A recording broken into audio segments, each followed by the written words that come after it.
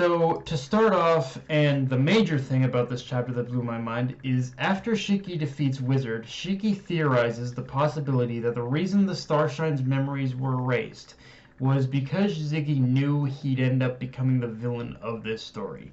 Now, for me personally, that definitely makes sense from the perspective of Ziggy trying to cut emotional ties with them and just trying, I guess, putting that his faith in them and Shiki to save him from himself.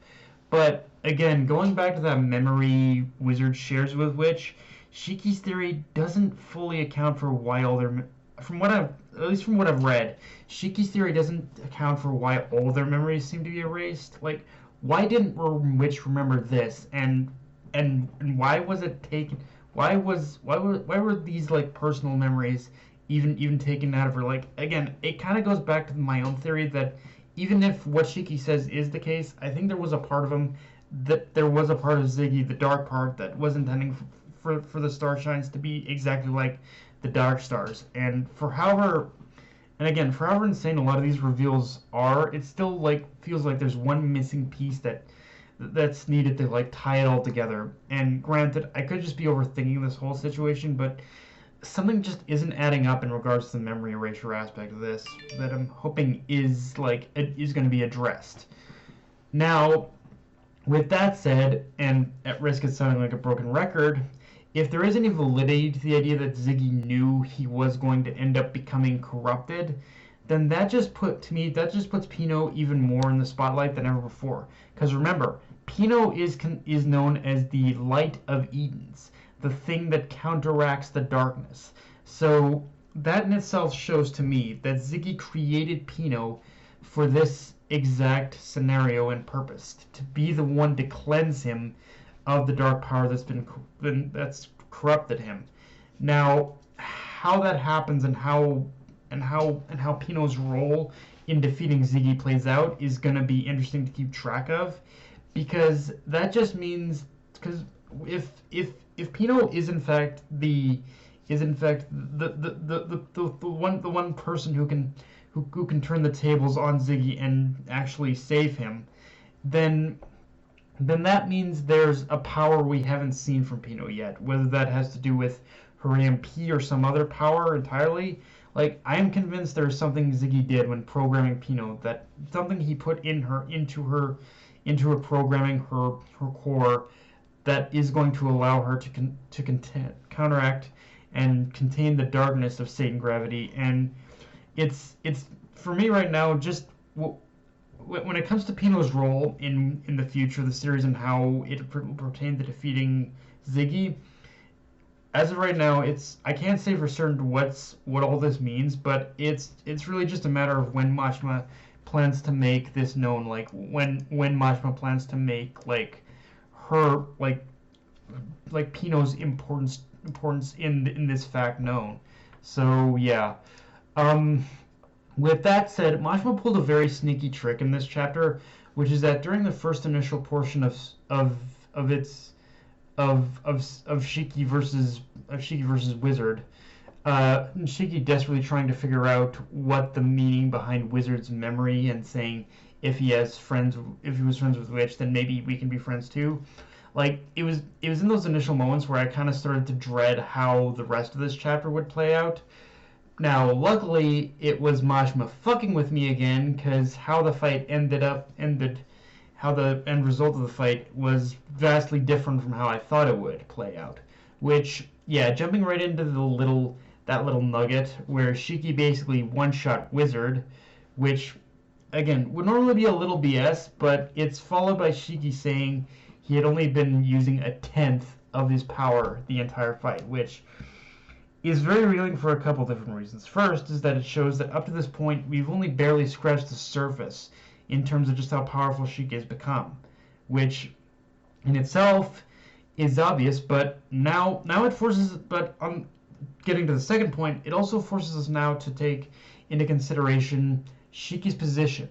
And again, going back to what was originally revealed to us at the beginning of like the time skip, Shiki has become one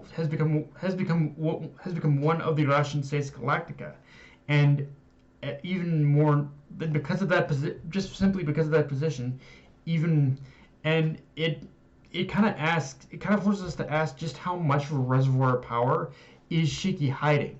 Or hell, how much more powerful will he be when tapping into these reserves? Because if this is how powerful he is at his base, when he's not even like transformed into his overdrive form, then how much more powerful will he be when he has to go into his overdrive form?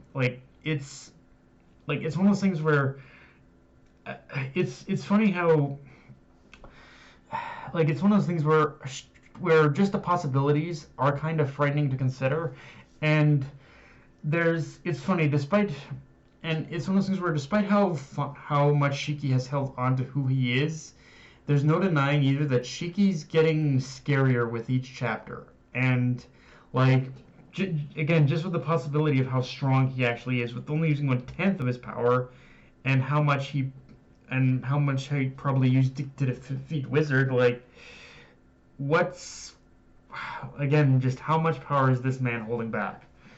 Also, one other thing I really love is the little detail that Wizard knew, the Wizard knew, like the Wizard like pretty much knew to notify the other Dark Stars to go out, like don't underestimate their opponents. Like it's one of those things that we do ultimately know that Shiki's group is going to win. It's a nice little detail of just seeing Wizard like kind of like telepathically communicate with the other Dark Stars, saying don't underestimate your opponent, defeat them now before they gain momentum, kind of thing. It's a little detail that shows the Dark Stars aren't completely arrogant. They know when they need to take an opponent seriously, and I do like how that did happen with Wizard. Like the guy kind of the moment that Shiki defeated him, he knew like, okay, I have to notify the others. Don't fool around. You have to defeat them now, kind of thing.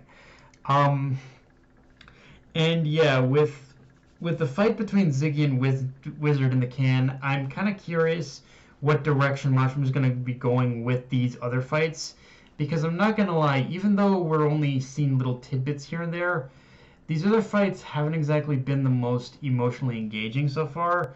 So hopefully now that Shiki's fight is over, Majima can turn these other fights around and give us more of an emotional hook and reason to care about them. Because, yeah, something just hasn't been really clicking so far with me. And whatever he does in order to, like, fix this, I'll be especially curious just what Majima plans to do with the fight of Clown versus Rebecca. Because that's right now that seems to be, like, the most random matchup ever. And in a weird way, I'm kind of here for it. But I'm like, what kind of hook is there gonna be with this fight exactly? Like with Weiss and with Homura, it's pretty clear cut as to what kind of emotional hook you can explore with those two. But with Clown versus Rebecca, I got no idea what kind of hook he can explore there. Maybe something in regards to Rebecca's fear of dying or something. I don't know, but yeah. It'll be interesting to say the least.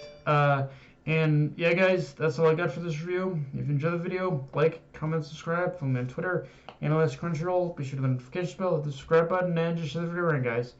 Dark Knight of Anime, signing off. Later, everyone.